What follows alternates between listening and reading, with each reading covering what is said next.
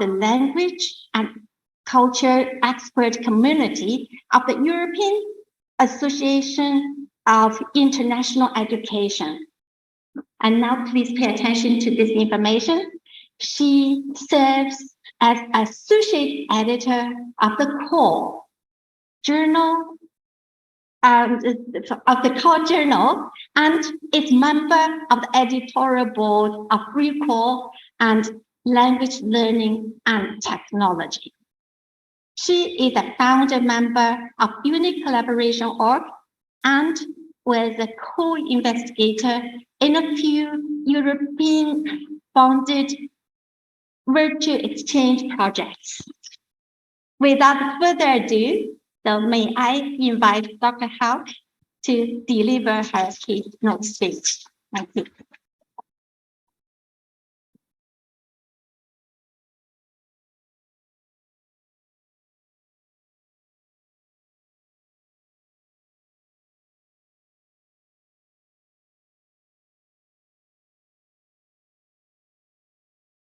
How many people do we have online? Okay, welcome everybody online. Welcome everybody here in the room.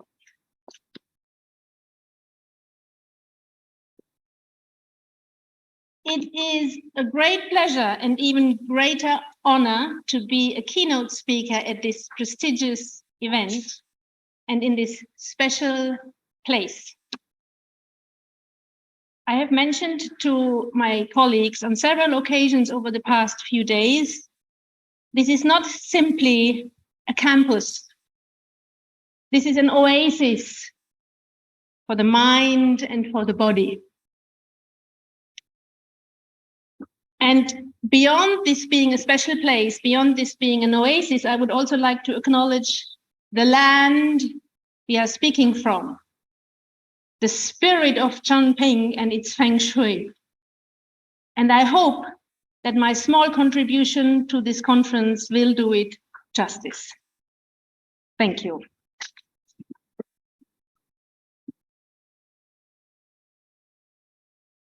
The official title of my talk is Digital Citizenship through Virtual Exchange.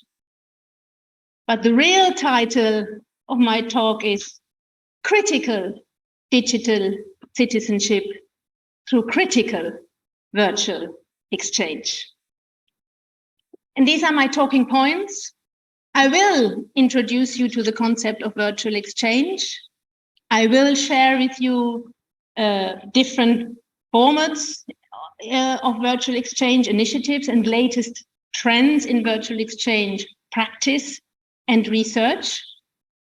I will then introduce you to my framework for critical virtual exchange. And I will present two concrete examples.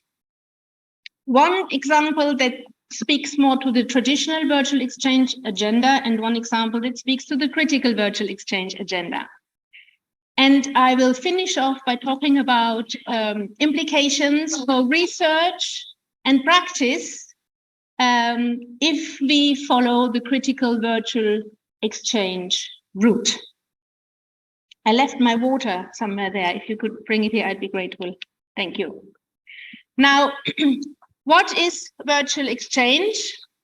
We are talking about pedagogically structured online collaborative learning between groups of students who are in different cultural contexts and in different geographical locations. So we are bringing two educators, sometimes three educators, bring together their student cohorts in virtual spaces for collaborative online project work.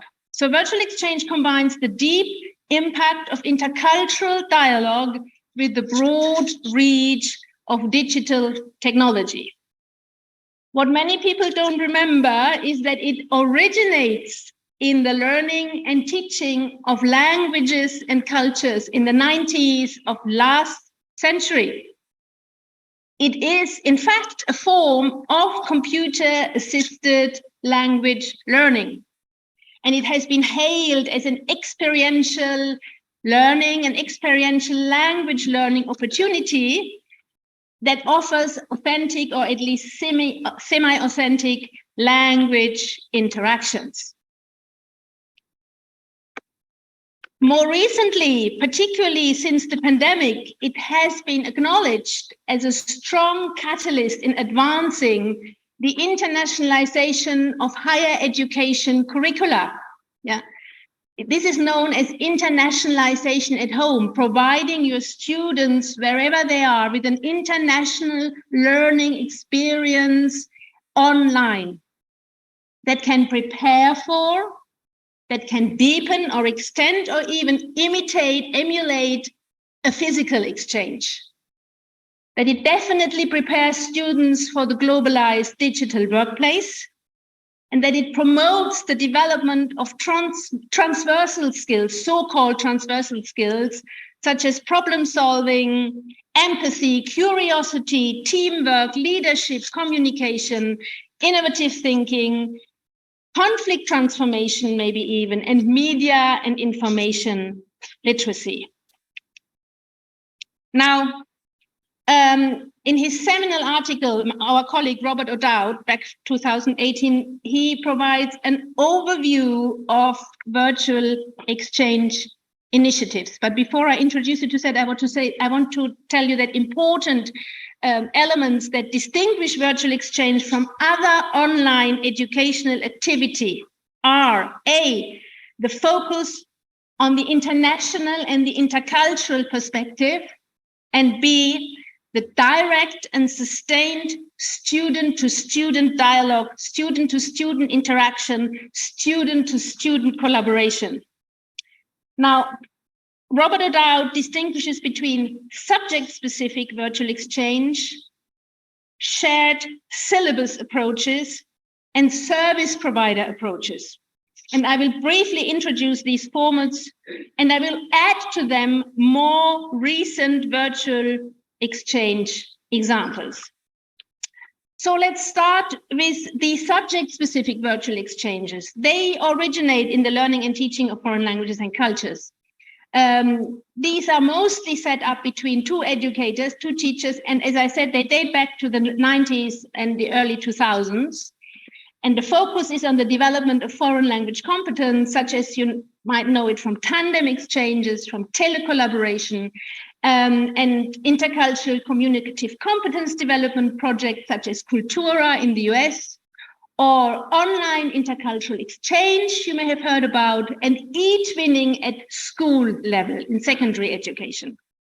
And the earlier exchanges involved text-based asynchronous interactions between students who use discussion boards and email, and more recent exchanges exploit a variety of multimodal, asynchronous and synchronous communication tools.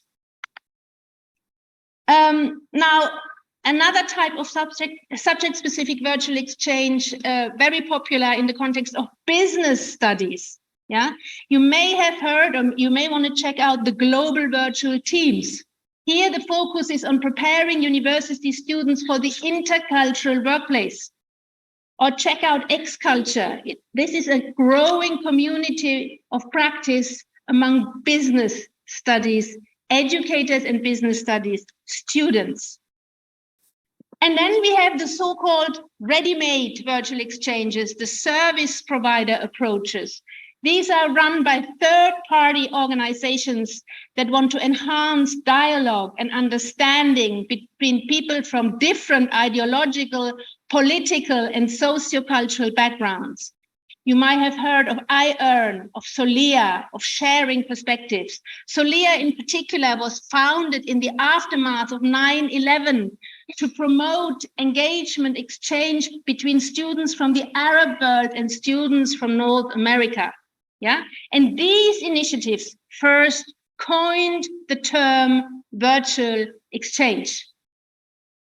And then you have what I've been mostly involved with, the shared syllabus approaches. Yeah, where two educators come together with their existing courses, they make space in their courses, they take something out of their syllabi, and they create new content together virtual exchange projects that they put into their courses. These exchanges are mostly driven by the internationalization at home agendas at the institutions.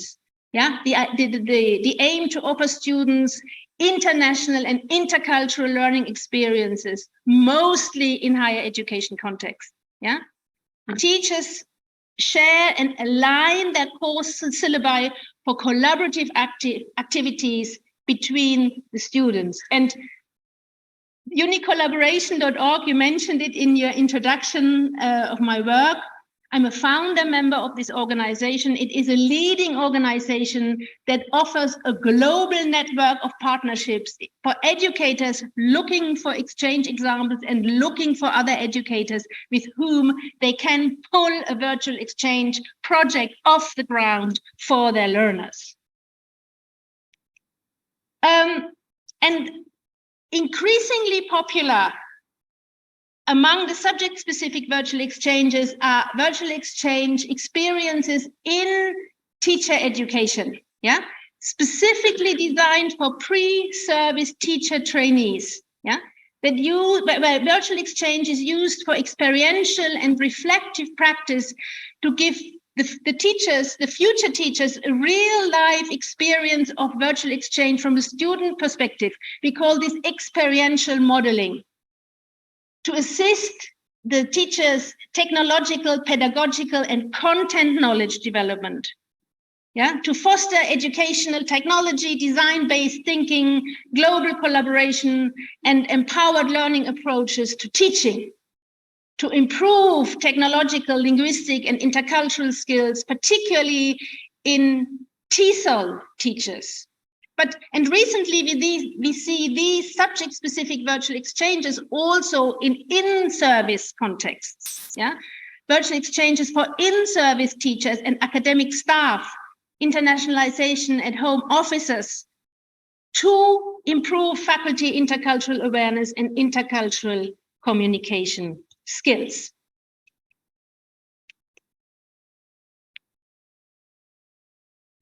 And now the latest trend in virtual exchange, which has a focus on learners co-producing digital artifacts during the virtual exchange projects they're involved in. The production of the artifacts, reflection on the artifacts, and on the process they're involved in. I've listed here several examples.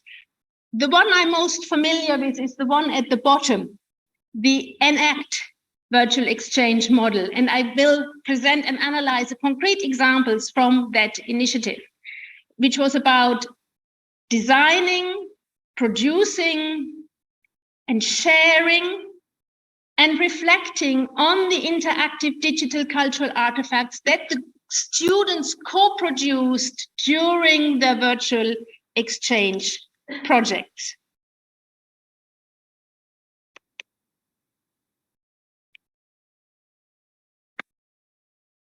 And I also think that this is something that might be of interest to you. Virtual exchanges that are integrated into online teaching as part of virtual mobility, part of online summer schools, for example. Yeah, virtual summer schools that are organized as distance education offered by one institution to national or international cohorts that can involve the incorporation of virtual exchange activities into the program. Virtual meetings, live video calls between students, multicultural, multinational group work, virtual tours, and international teamwork. We also have heard of virtual doctoral network activities in virtual exchange contexts. Yeah. So virtual summer schools that are cooperatively designed and delivered by more than one institution, with 2/3 lectures and 1/3 cultural experiences online. Yeah, collaboratively designed virtual summer school with an embedded virtual exchange component. But I think that all of this doesn't go far enough. I have introduced back in 2020 at my keynote at the IVEC conference in Newcastle, International Virtual Exchange Conference, the concept of critical virtual exchange. It also involves the co-production of artifacts, can involve the co-production of artifacts. It aims to improve the participants' multiliteracies. It can be part of subject-specific virtual exchanges or part of a virtual summer school. But what distinguishes critical virtual exchange from other approaches I've spoken about so far is a clear engagement of the students, civic engagement of the students as part of their virtual exchange work, working with local organizations, working with charities, working with NGOs, and the systematic alignment of the virtual exchange project with the United Nations Sustainable Development Goals. I've mentored exchanges like, for example, the shared garden. There were students in Bordeaux and students in Lyon. In fact, not too far away from each other geographically, engineering students in that case. They developed a watering system together to sustain the gardens on their campuses. And the watering systems that they developed are now being used, at least on the Bordeaux side, also by people in their local allotments, the local gardens people keep who in their houses and in their flats don't have access to any green space. Yeah, the Reading the City Through Agenda 2030, that is the United Nations Sustainable Development Goals agenda. I mentored an exchange between a colleague from Sweden, a colleague from Poland, and a colleague from Argentina. So this was a tridem exchange, yeah, where they asked the students to look at how the cities they live in are introduced online. Yeah, what are the official websites of your cities? What is foregrounded? What is communicated? What are the values? Now you look for issues, local challenges in your cities, challenges that are specific to your cities or challenges that each of your cities experiences. The Reading the City project, and they developed their own websites where they engaged with challenges in their cities and how to address them in alignment with United Nations Sustainable Development Goal number 11, make cities sustainable and safe spaces. So this is the kind of virtual exchange I'm talking about, critical virtual exchange, which takes the fact that virtual exchange is not inclusively equitable. It's not inherently equitable. It is not by default inclusive. And many virtual exchange practices also, it's being hailed as an internationalization at home initiative. Many of the offerings, the courses are still electives that are available only to a limited group of students. And if you want to upscale virtual exchange at an institutional level, it requires a considerable effort. It is not something you can do on the side. You have to dedicate people, educators and administrators to doing this. And there is, of course, also the issue that not all young people have equal access to a reliable internet connection or sufficient hardware to participate in VE. Yeah, I have witnessed, mentored exchanges between North American colleagues and colleagues in Venezuela who have experienced huge difficulties even for the students to get online together. So this, in a way, can create a new digital divide. It can reproduce, it can perpetuate existing exclusion. It can even create new digital exclusion and new digital inequalities. Now, as I said, I have introduced the concept of critical virtual exchange. These are the 5 pillars of the framework,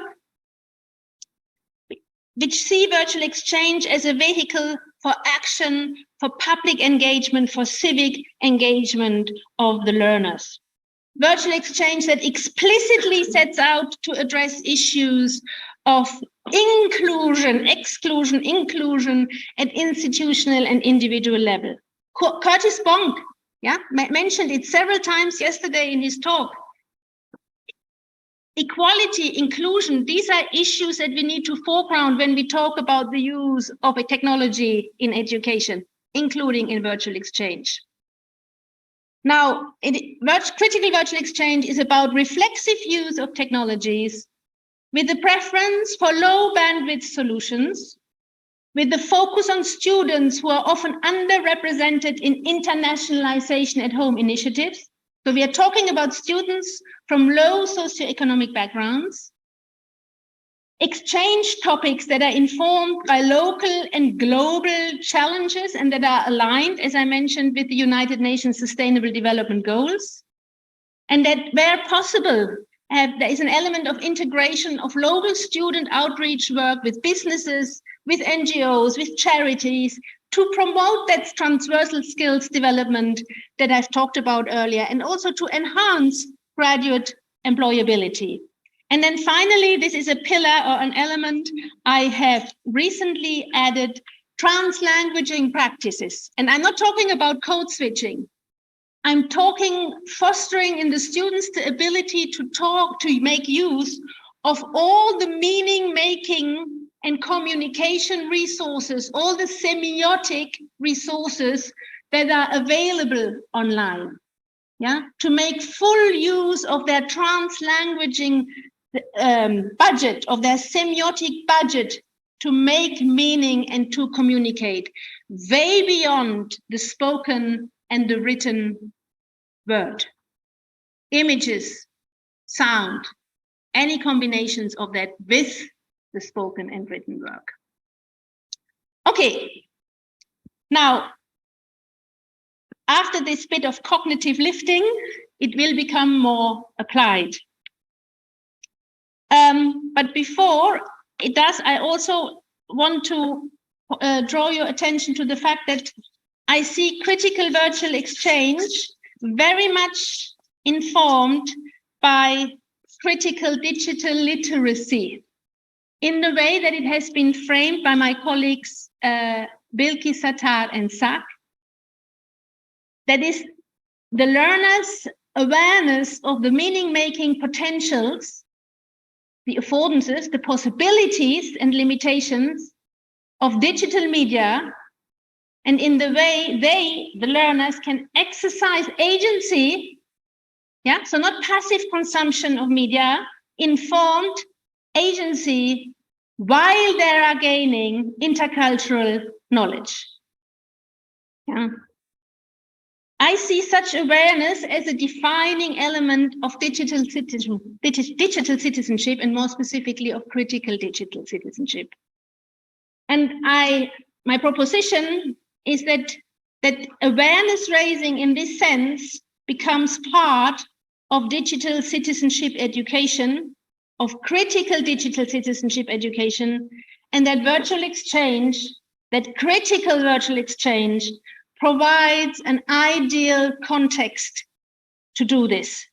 Yeah, and this approach to digital literacy clearly expands and widens existing understandings of digital citizenship. Yeah, keep in mind what I'm going to talk about when I apply this to the examples. Learner awareness of the meaning-making potentials, of the possibilities, of the limitations of digital media, and in the way in which they can exercise agency while they are gaining intercultural knowledge. Now, I'm going to now show you two concrete examples. One example that does not necessarily speak to the critical virtual exchange agenda, is still a very good example to talk about meaning making, and an example that reflects the critical dimension of critical virtual exchange. In both cases, the students produce multimodal digital artifacts, and my analysis of the artifact is informed by multimodal discourse analysis and visual grammar. Now, multimodal discourse analysis means considering not only the written and the spoken language, but also still and moving images, other associated semiotic resources such as intonation, color, camera angle, contrast. And in my analysis of the artifacts, I will start with a description of the multimodal discourse structure. I will identify discourse units that make up the macro level structure of the artifact. But in the more detailed analysis that follows, I will draw on visual grammar, on Crescent van Leuven's visual grammar, also referred to as the grammar of visual design, which relates to the ways in which visual elements and images such as photos, illustrations, pictures, diagrams, and maps are combined in visual statements and communicate meaning. Okay, the analysis, I hope I can show both examples and analyze both, but because the analysis, I believe, will allow me to make the case for critical virtual exchange and as an ideal context for critical digital citizenship education that is grounded, that is informed by multimodal meaning making. Okay, now, oops.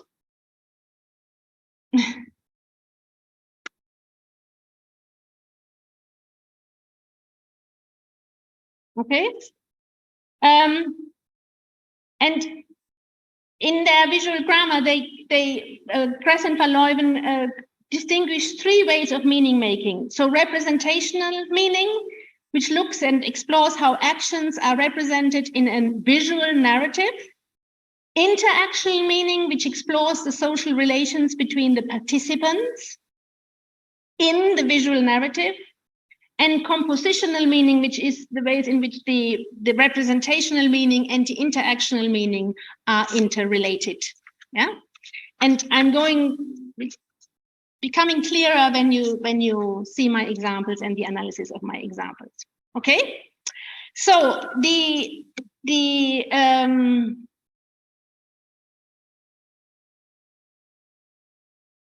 first example comes from a VE that was developed and implemented as part of the ENACT project, Communities, Languages and Activities app, which is a project that was co-funded by the European Commission. And the aim of the project was to support social cohesion and understanding between communities of different cultural backgrounds through two-way exchange of cultural activities and languages. And the project consortium developed an app, the ENACT web app, available to anybody and everybody. It's a digital platform that allows non-expert users to author educational activities for language learning through culture. And the outcome, the interactive digital cultural artifacts, are grounded in task-based language learning and teaching, and they follow the design possibilities and the structures that are offered by the app. And what is interesting here, that the app also offers different approaches to culture as fact and information, but also culture as semiotic practice. And in the example that I'm going to show you, the creation and the use of the digital artifacts served as a scaffold for intercultural dialogue. The students, in this case, teacher trainees, so this is a virtual exchange in a pre-service teacher training context, the students came from higher education institutions in the UK and in Turkey, and they produced activities such Arabic sword dance, mangala, a Turkish mind game, Turkish coffee fortune telling, and how to play wooden spoons, Turkish style. And in terms of the cultural representations, the products align with the culture as fact and information approach. So there is a stereotyping of cultural activities going on, which is reflected also in the use of the words Turkish and Arabic. But during the virtual exchange activities, during the engagement, there were at least two occasions when the participants took also an approach of culture as semiotic practice, as meaning-making practice.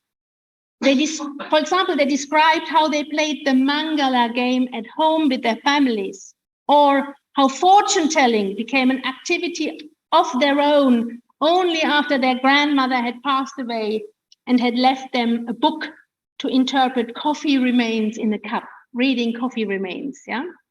But I'm not going to talk about these examples. I'm going to talk about how to play wooden spoons Turkish style. Off we go.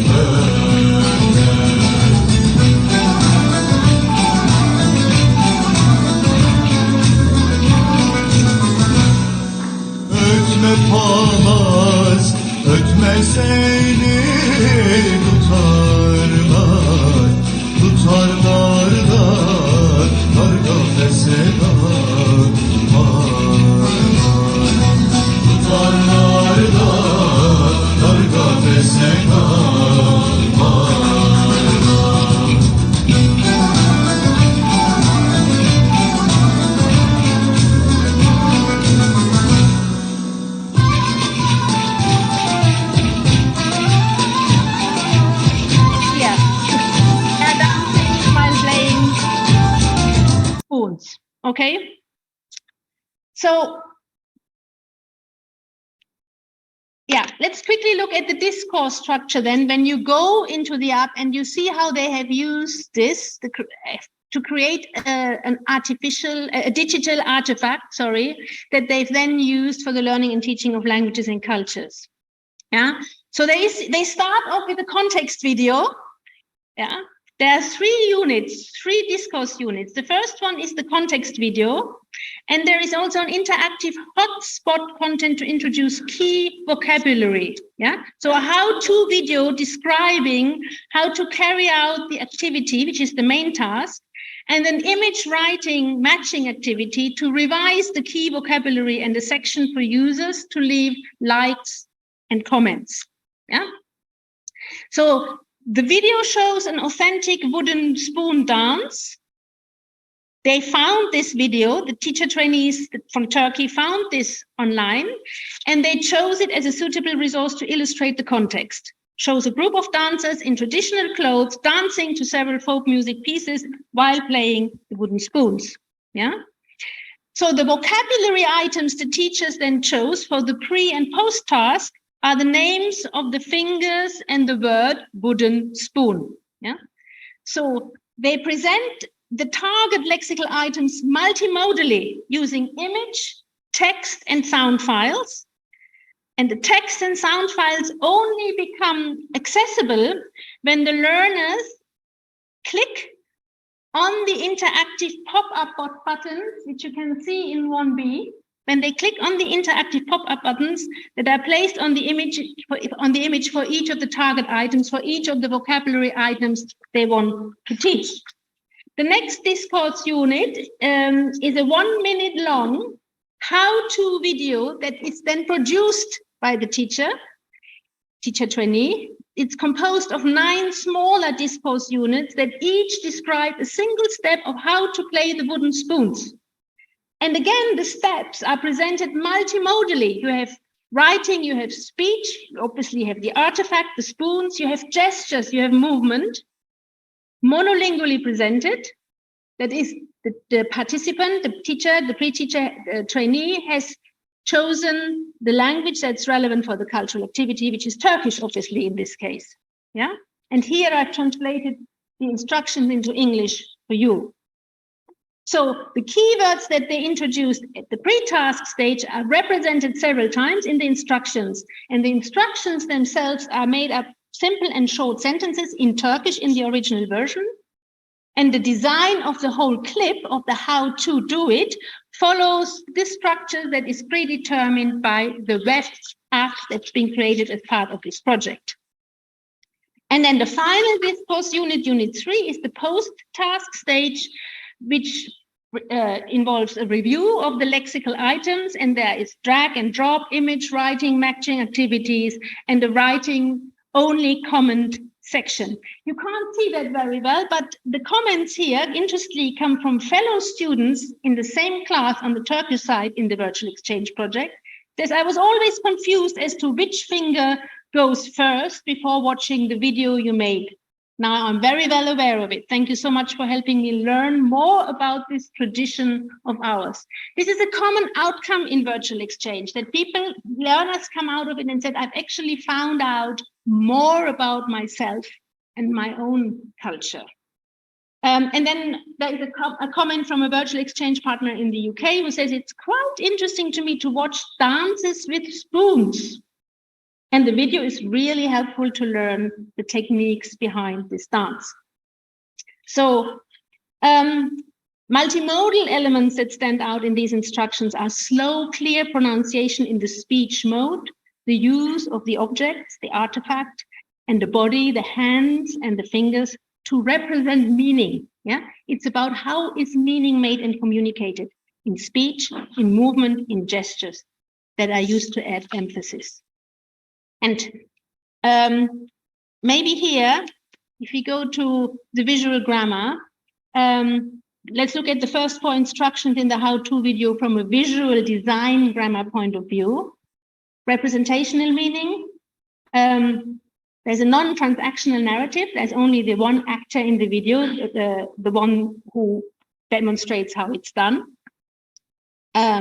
This enhances the salience of the hand at the beginning, the identification of the object to be used, the spoon, followed by the placement of the spoon between the fingers and the unfolding actions demonstrating on how to do, the playing of the spoons. Now, in terms of how this speaks to the critical virtual exchange elements I've introduced, well, the artifact was created during a virtual exchange that was designed to enable language and intercultural exchange for internationalization at home. Yeah, so this was particularly relevant for the Turkish teacher trainees who took part, since the majority of these students had never been abroad or had direct sustained interactions with people from other nationalities and cultures. And this is a cultural artifact they decided to create to communicate part of their cultures to their counterparts in the UK. You could say that low bandwidth technologies were used to some extent because the context of these how-to videos can be buffered and played later.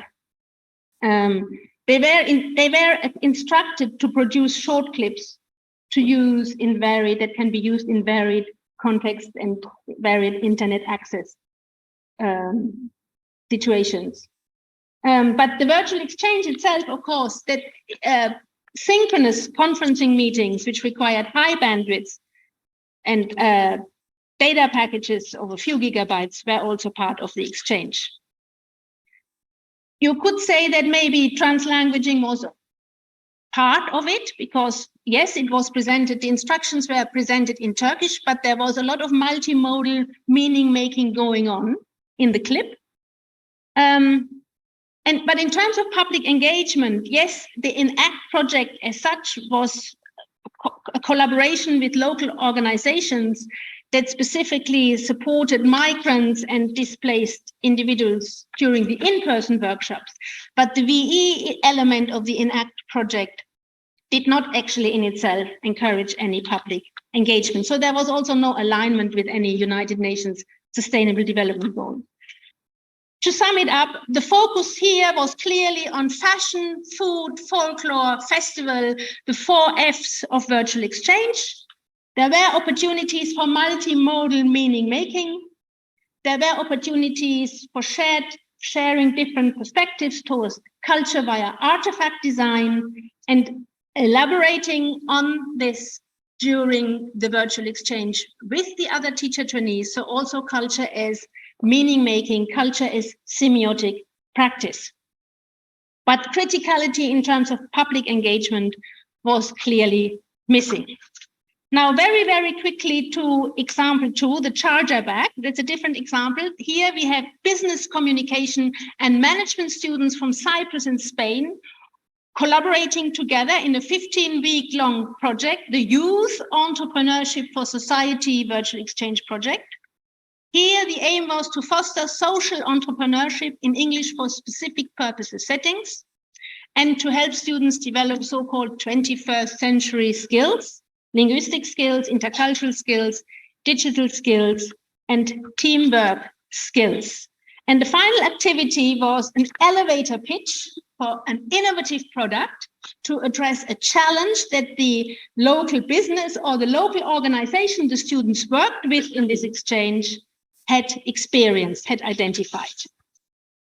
The students worked in international groups of 4 participants. They were, as I said, also in touch with the local organization. They discussed and proposed solutions to a social, environmental, or challenge in their local communities. They presented their initiatives at this fictitious online social entrepreneurship fair. All happened online. And in this particular example, the charger bag example, the students worked with the Malva community radio station to create an innovative product and to raise awareness for ecological approaches to addressing United Nations Sustainable Development Goal number 9, industry, which is all about industry, innovation, and ecological infrastructure. Off we go.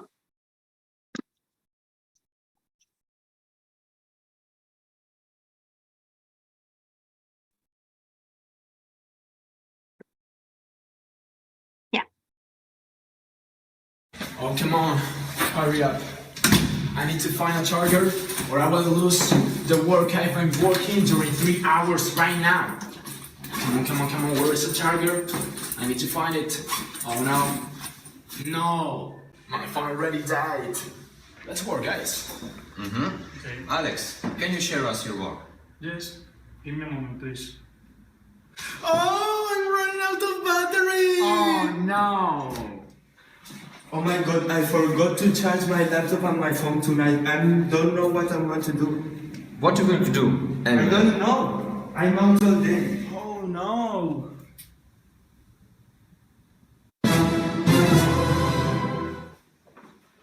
Hey guys, tired of your situation? Yeah. I have the solution to your problem. We are very proud to present you our brand new product, Charger Bag, which is a simple but practical and useful device for everyone, both from the youngest to the oldest. Thanks to modern electric cells which do not harm the environment, we guarantee that eco-friendly people will love our product more than anyone else, as it grants the capacity. It's okay. I mean, you get the idea. That is part of what they did. They created this video that proposed a solution to the problem. We have several discourse units. First discourse unit presents the problem and what happens when your laptop has insufficient charge. They act out 3 scenarios where a person cannot complete the task because they suddenly realize that they have run out of battery. And this is dramatized by speech. You see expressions like, oh no, but there are also gestures, facial expressions with the use of black and white frames as well to enhance this. And once the situation has been problematized, there is a need to, the need has been created for the students to offer a solution. And they explicitly say then, I have the solution. You see this here in the frame number 2. Yeah. Smiling facial expression, direct gaze at the camera, pointing gestures that address and engage the audience. In the third and the fourth discourse unit, also in the third discourse unit in particular, they explain what the solution is. They present a bag which can charge digital devices powered by kinetic energy without the need to plug anything in. And this is then introduced as a product, brand new, simple, practical, suitable for all ages, and eco-friendly. And the fourth discourse unit is all about adding credibility to the product. So the students introduce the company, Dran. that produces the charger bag, providing details about the company, including the fact that it's a high-tech company that has invested huge amount of money into the design of the charger bag, that the company engineers have worked diligently on the design itself. And the last two units are then about attracting the customer. So they give product details, they mention the cost, 5A, they describe it as a reasonably priced product. They also give viewers ideas of where they can easily buy the product and where to expect discounts. And in the final discourse unit, number 6, we see persuasion techniques. They have received awards for the best product for this charger bag. There is endorsement by Ronaldo, a celebrity, and they try to create high demand pressure because there's only limited availability of the charger bag.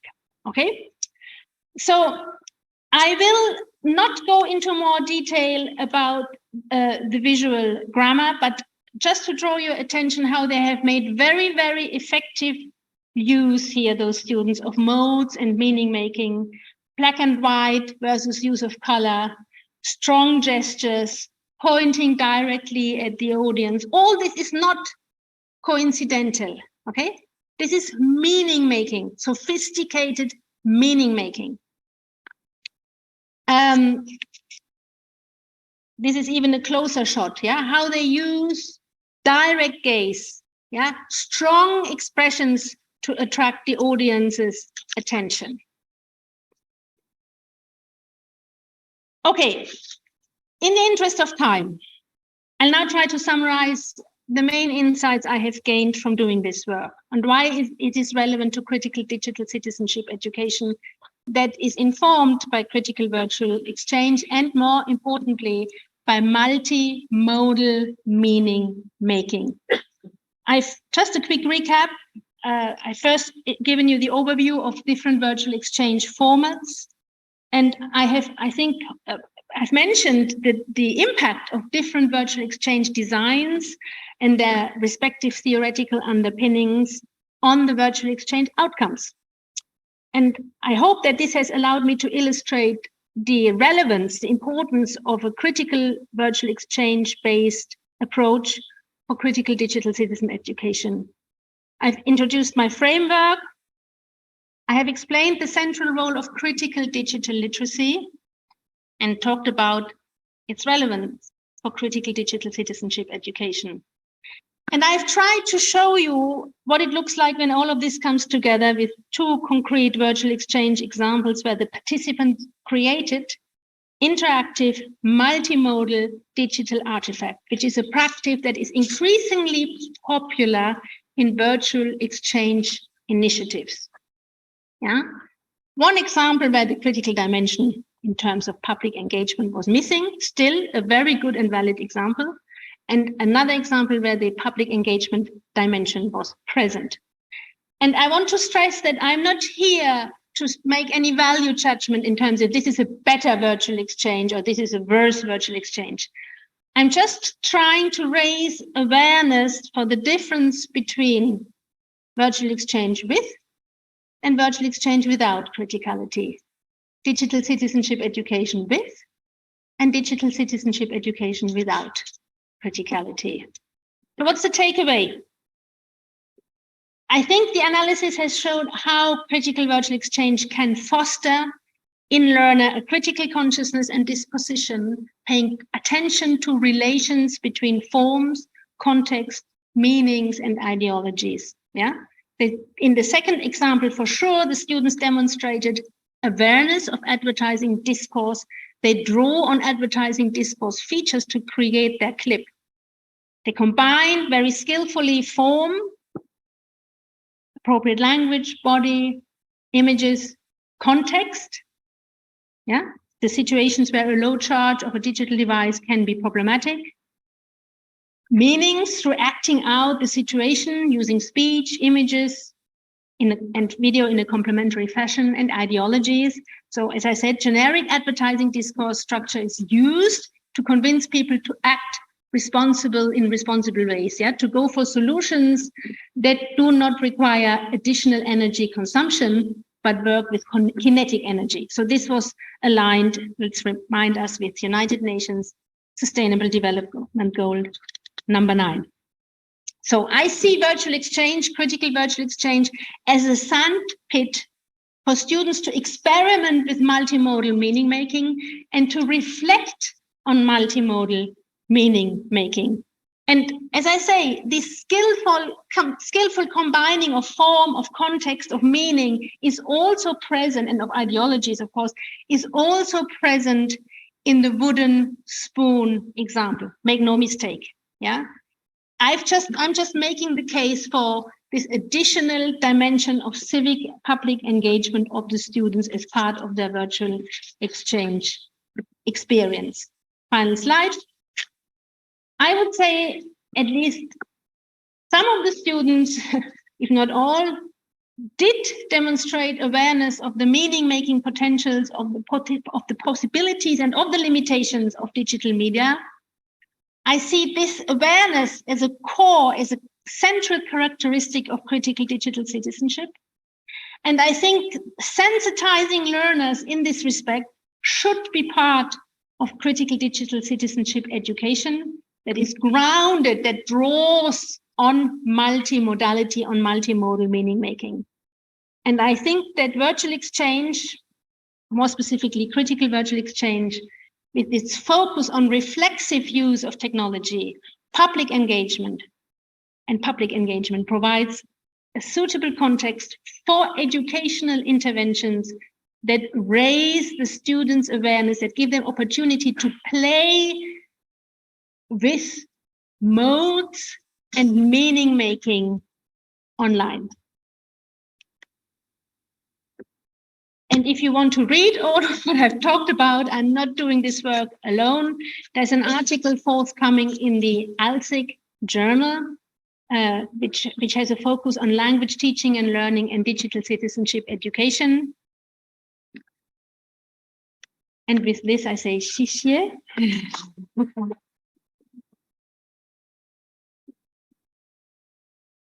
These are my references. I'm going to share the slides with you. Thank you. Thank you very much for the very inspiring and interesting talk. And to me, critical virtual exchange is totally a new topic. How about you? So do you have any questions for Dr. Haug about the topic? It's really interesting.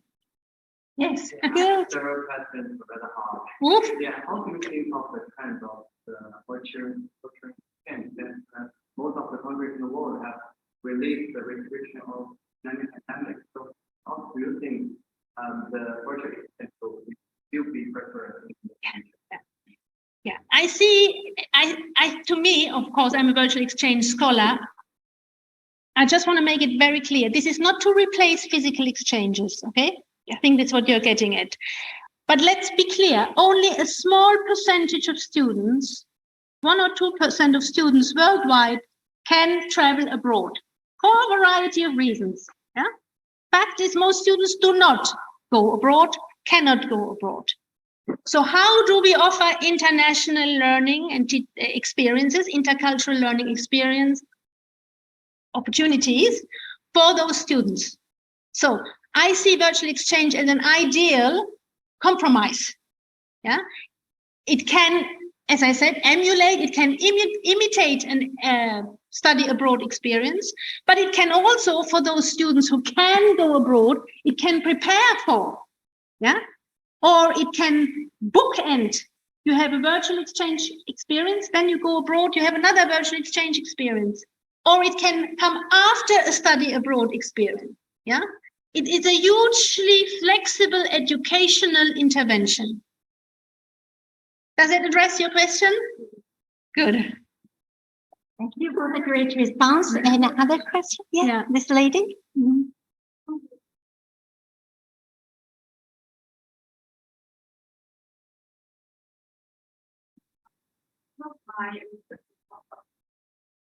And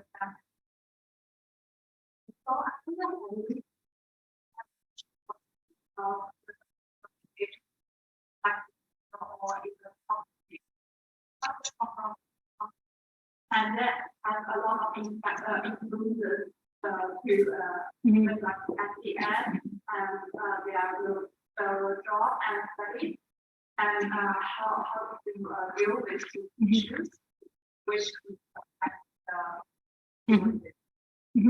It's a known challenge. Thank you for bringing it up. I say invest enough time, what we call the warm-up phase, the initial phase, the ice-breaking phase, when you bring the students cohort together.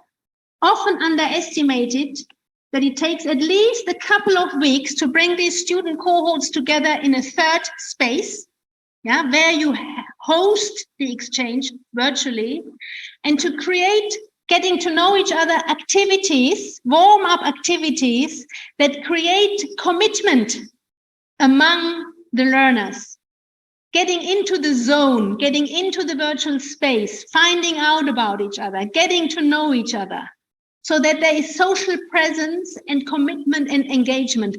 One of the biggest mistakes many educators make, they want to get straight to the work, the main task, the content they want the students to engage with. No.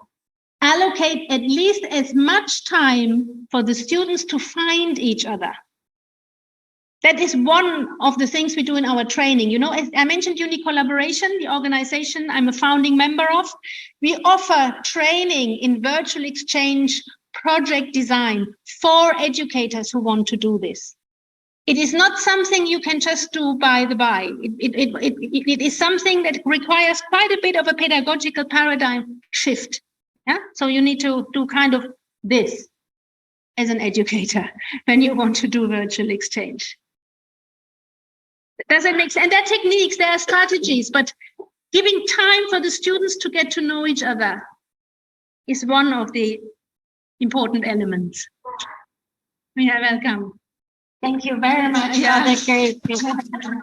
I can see that our teachers and students are very interested in this new topic, and I hope that in the future you can involve all the students, teachers, educators, and policymakers. Yes, I'm very much looking forward to working with you. Let me just say, multimodal meaning making, social semiotics is my area of scholarship. Not everybody needs to analyze this material through a social semiotics angle. You can do with the data what you want to do as scholars. You can use your own theoretical frameworks. There are many other things you can do with the data. It's just I have a focus on meaning making, and I would like the students to become more aware of this, how they make meaning in the digital world, how they can make meaning in an informed, reflective way. Great. Yeah. So we would like to learn from you in this new area. One more question. One more. Yeah.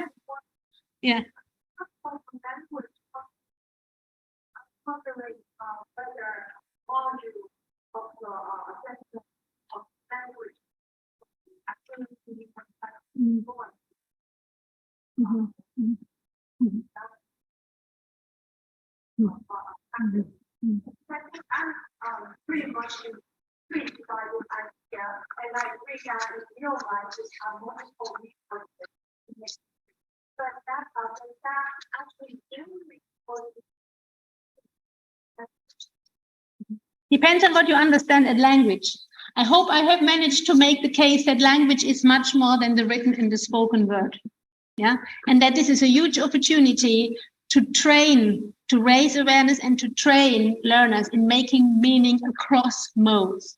So we have to probably rethink a little bit as language teachers what we think of accuracy.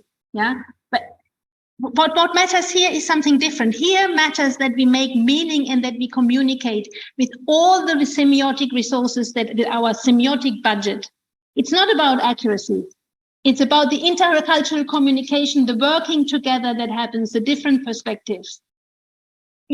Traditional virtual exchanges in the 90s in language learning and teaching, yes, telecollaboration, it used to be known as. there was often a focus on accuracy. That you can do so much more than accuracy in a traditional sense here. Use the opportunity, please. Thank you. So we can continue the talk and the conversation after the talk. Okay. Please join me to thank Dr. Hauck for her great talk again. Thank you. Oh, thanks. We present this gift to you. Thank you. I'm really lucky. Yeah, I'm really, really lucky. Thank you.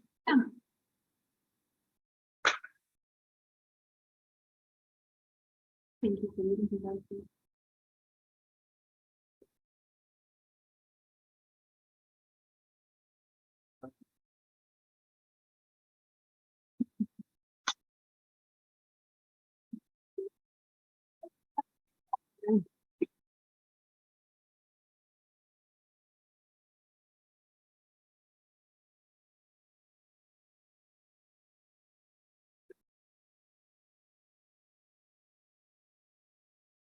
好的，那么我们下面进行今天上午的第二场主旨报告。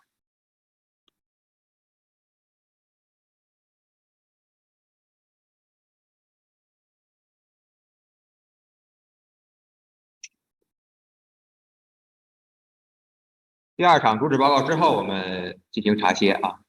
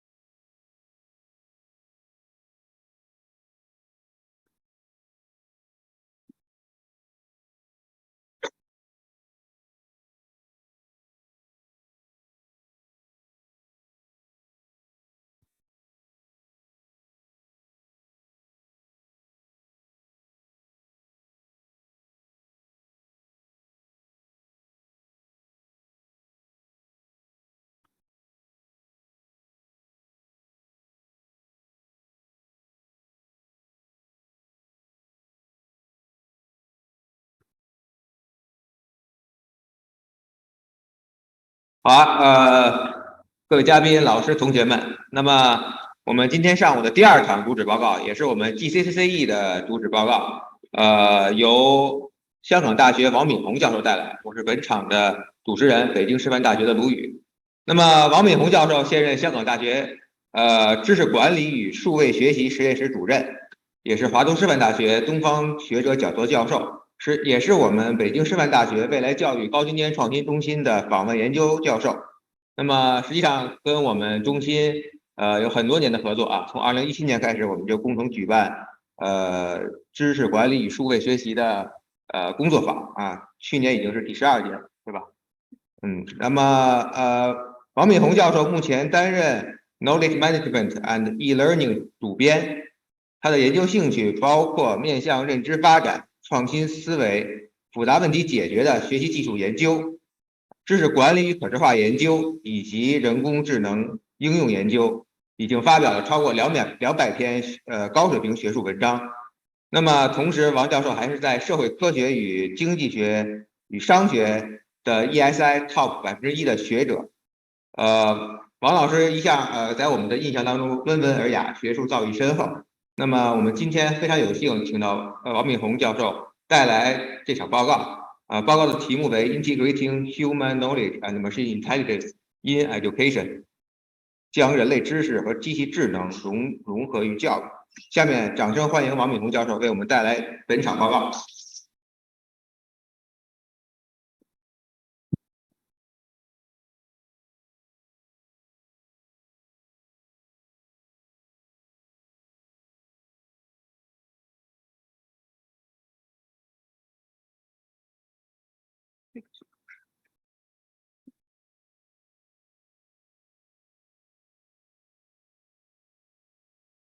各位老师、各位同学，大家好。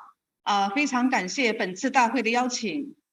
非常高兴能有这个机会在这里与大家做一个交流与分享。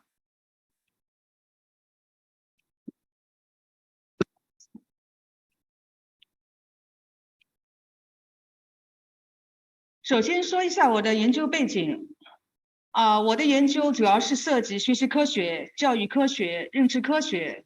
我的研究主要聚焦于创造性思维与复杂问题解决，同时包括知识管理知识可视化，也是刚才卢宇老师说的，我的研究可能跟商学也有关系。其实我的 PhD 是毕业于商学院，我的那个早先的 PhD 的工作其实是智能代理在商务工作流程中的管理与监控所以我的工作也涉及人工智能应用。目前我的主要的研究目的是利用技术来帮助学习者掌握隐性知识以及复杂思维与推理过程发展高阶思维能力，建立系统知识，培养解决复杂问题的专业能力和创造力。Yeah, I try to speak in Chinese. I think most people here may be easy to understand my talk in Chinese, but also I try to put English and Chinese in my PPT. Okay, so 今天本次大会的主题其实一个关键字就是人工智能。什么是人工智能我想很多的怎么说呢，很高深的定义。这边我想简单说一下所谓的人工智能，可以简单的说就是一种机器智能。怎么说叫机器智能呢？就是用机器来展示或者模拟人的智能。如何来展示人的智能呢？这边我想用一个简单的词，就是跟我的博士研究相关的，就是叫智能代理。什么叫智能代理？它就是一个自主体。这个自主体它可以跟环境交互，接受环境信息，同时对相关的内容进行推理分析，从而做出决定，采取何种对应的方式来实现自己的目的。这个过程是如何完成的呢？这个是一个大体的构架，智能代理的一个大体构架。这个代理它可以与环境交互接受信息 ，perceive the environment receive information and also make reasoning make decision making to take action to respond to the change to the environment. Yeah, during the process, 这过程里面，这个智能代理它同时有一个学习功能，它从这个交互过程里面去发现新的知识，从而提高它的 performance。当然了，这个过程怎么来完成？其实大家可以看到，智能代理其实是一种模拟一种人体的主要特征。作为人类，我们需要跟外界交互做分析、做决策、采取行动。如何来完成？人的基本功能，大家可以看到，就是视觉、听觉、动觉和思考力。在人工智能里面，我们是尝试用这个技术来模拟实现人的视觉、听觉、动觉和思考力。所谓的视觉、听觉如何来实现？大家都可以看到，我们的自然人工语言处理技术图像信息处理、声音信息处理，就是为了帮助机器来模拟人的这个视觉、听觉。所谓动觉，大家也可以看到，机器如何来模拟人的行走跳舞，甚至是飞跃。这里可以看到一张图片，它是一个机器鸟，如何用机器使机器像鸟一样的飞跃这也是人工智能一个技术。最后是思考力，这个是最根本的。作为人类我们的思考力是区别于这个机器的。如果让机器有了思考力可以做分析推理，像人一样采取不同的行动，这里面机器就可以成为人的助手，比如说我们的虚拟老师、虚拟专家等等这个就是大体的一个概念，如何用机器来模拟人的智慧，如何用人工智能技术来实现这样一个模拟。当然了，这个具体的技术有很多很多，在座有很多专家，比我知道的还要多。所以这里面除了自然语言处理技术、图像技术声音技术的处理，还有比如说机器学习，如何从大数据中挖掘知识，让机器能学会像人一样思考。另外还有一些比如说专家系统机器的知识不仅来自于大数据，有很多是来自于人。人可以把我们的知识通过定义规则来传递给机器，使机器像人一样的工作与思考。当然还有其他很多，比如说优化技术机器人技术，这里就不一一多说。所以这些人工智能技术，大家可以看到已经大量的应用于各行各业、工业、军事医学、教育娱乐业，甚至说到这个教育领域，可能大家比较熟悉这个概念。我想在座各位肯定很多都听过这个概念 ，Intelligent Tutoring System， 智能辅导系统或者叫智能教学系统。这样一个系统，它如何来实现这个功能？主要是基于它的一个是它能分析学生的行为表现，我们叫 Student Model。另外，它要提供 support，how to support student 它需要这个 pedagogical knowledge。Tutor Model， 它也需要 domain knowledge。learning subject。所以这个技术已经应用于其实这个不是一个新的技术，应该是20世纪70年代早就开始了开发这样一类的系统，叫智能系统，或者另外一些词我们叫 pedagogical agent， 智能学习代理、智能教学代理。这个例子大家可以看到是来自南加州大学。它早就应用这个技术来用于帮助医学院的学生 medical student to learn how to diagnose the patient through simulation and through the pedagogical agent。 这个里面大家可以看到是内科病人跟牙科病人的诊断通过这样一种虚拟的 agent。 这里面当然跟我们现在的虚拟世界相对来说是一个简单化的 simulation。比较近的例子，大家可以看到，这个是一个叫智慧钢琴，大家有没有听说过？对，这个相比较于传统钢琴，它的不同的功能就是加入了智能系统。这个智能系统可以这个钢琴可以帮助学习者做一个自我诊断、自我评估，同时提供反馈，如何来演奏得更好，同时提供个性化的学习内容。这就是我们也是一个比较生动的例子。当然说到最近大家不得不说的是 ChatGPT 我想在座各位可能都知道，这是 OpenAI 开发的一个人工智慧聊天机器人程式它的最大特点就是可以用人工语言用人类的语言进行交互，可以回答我们的问题，可以生成内容，还可以编写电脑程序。当然了，它也有缺点，它的产生的答案不一定都是完整正确的，里面会可能有错误，可能有荒谬的答案，大家可能也都知道。最近我们我的团队，我与我的学生们写了一篇文章，就是对这个 ChatGPT 做了一个分析。在这篇文章的一开头，我们是跟这个 GPT 做了一些交互，这里面我们分享一下我们这些交互的例子。第一个就是我们让这个 GPT 来解释一下牛顿第一定律。这个我们给他一个要求，就是给6岁的孩子来解释这个牛顿第一定律。我想你们可能应该都知道这个定理的内容如何来解释，给个6岁的孩子来解释，我觉得这个 GPT 做的还是挺不错的。它就是通过这个玩具车的例子来解释这个定律的原理。这个汽车我们只要没有外力，不去推动它，它总是处于静止状态。一旦我们推动它，如果没有外力将它停止下来，它会一直延续的做匀速直线运动。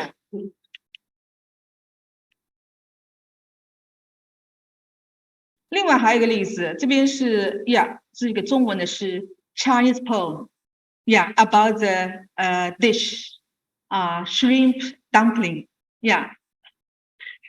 就是我们这里的要求是，假如你是李白，是一位著名的古代诗人，如果你品尝了一盘美味的虾饺，你会如何来写这个一首诗来赞美这个美味？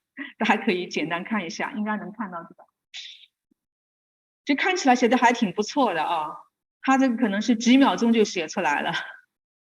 还是感到令人非常有一点惊讶的感觉。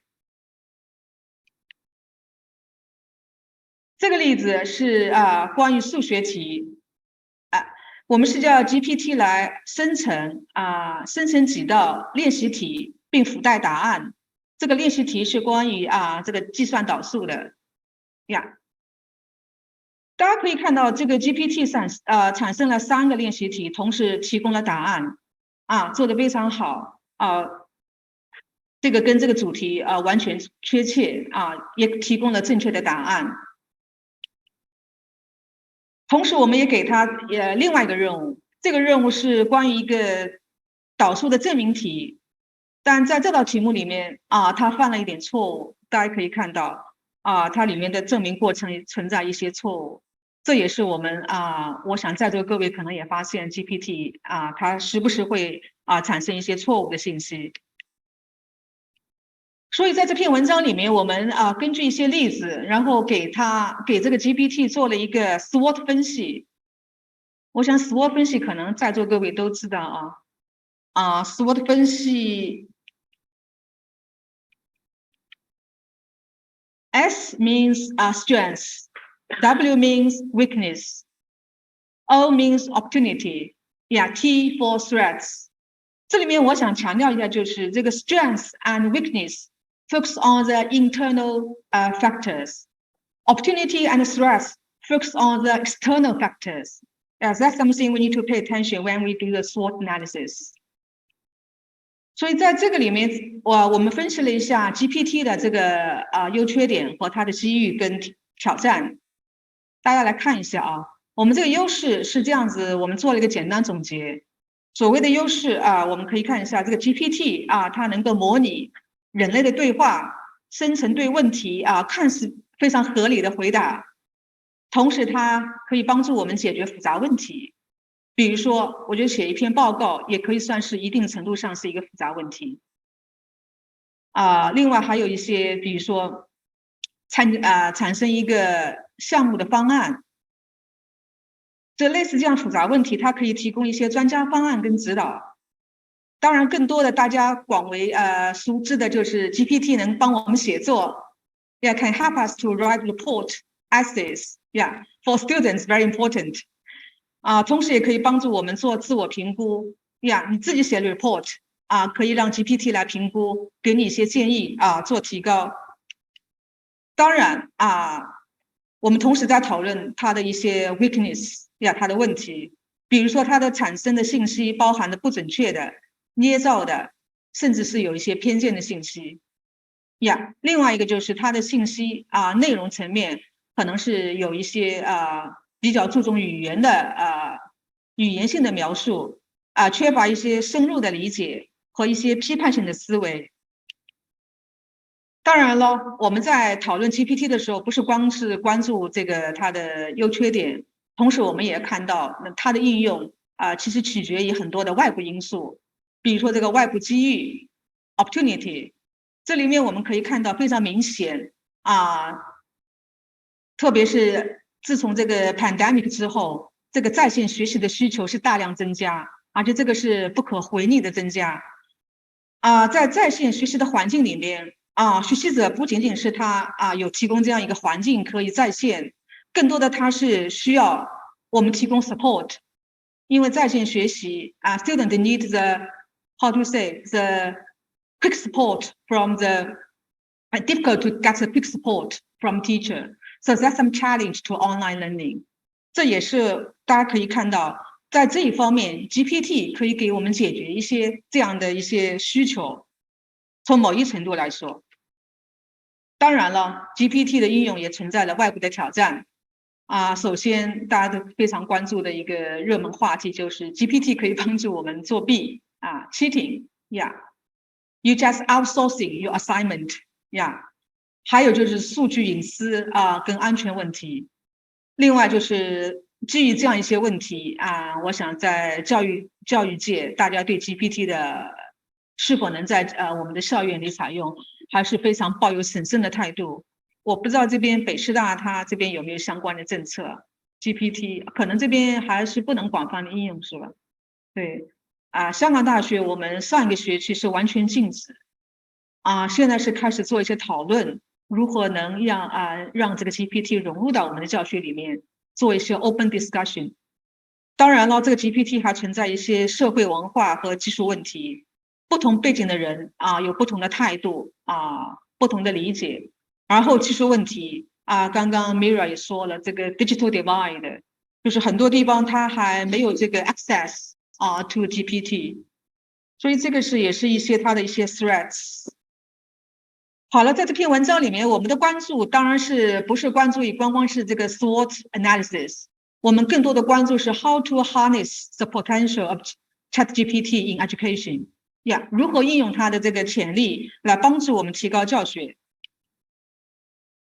这里面大家可以，我想最近还是有不少的文章来讨论这个 GPT 跟教育的关系大家从各个方面、各个角度众说纷纭非常有很多不同的论点。这里面我们在提出我们的论点之前，我想先帮大家理一理思路。有这么多的点大家经常有的时候get lost， 如何来理清我们的思路？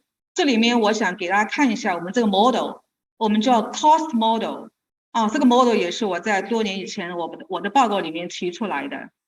这个 model 主要是说 how people learn， 人是怎么学习的，特别是现在这个在线环境、技术环境，我们同样要关注人是如何学习的，不仅仅是把技术用进来，如何用大家有各种各样不同的用法，但是我们需要站得更高一点，不能是光关注于技术，怎么来用，怎么来站得更高，来观察这个技术在教育的应用。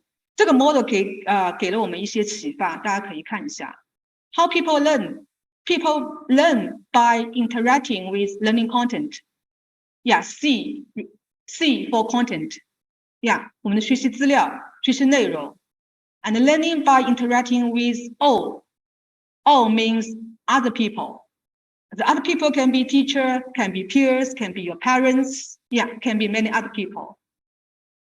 And also people learn by interacting with S means self.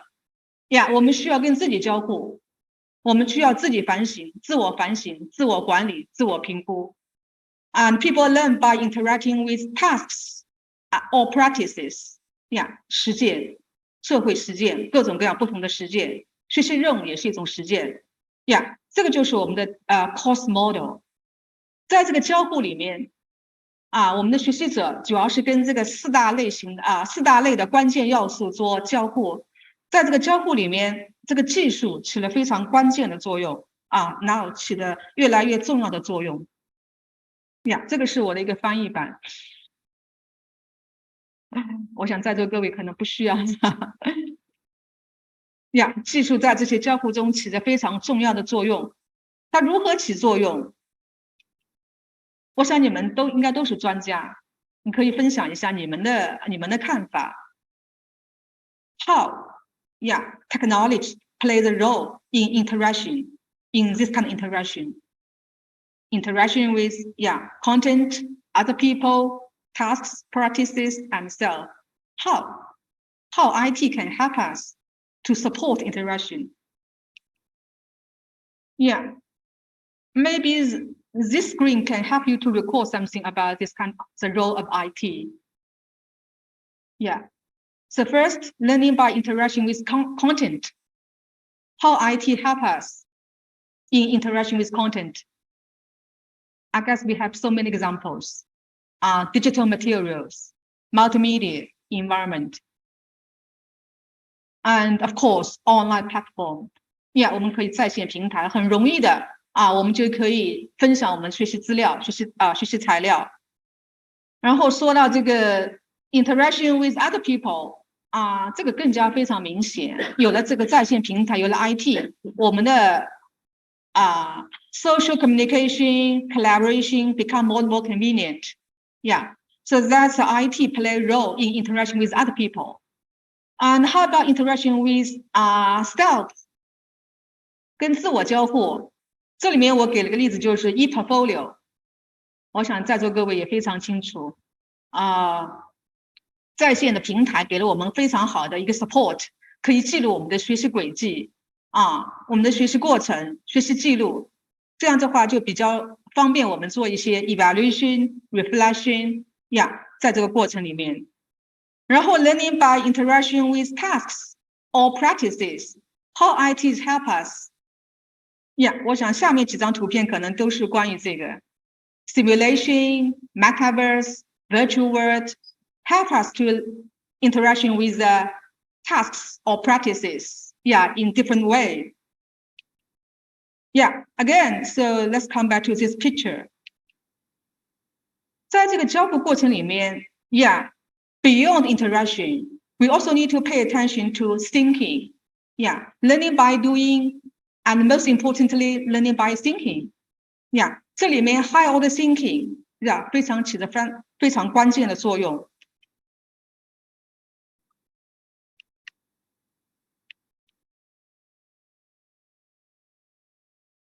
在这个交互里面，还是这张图，我们来看一看这个 GPT 它的角色在哪里？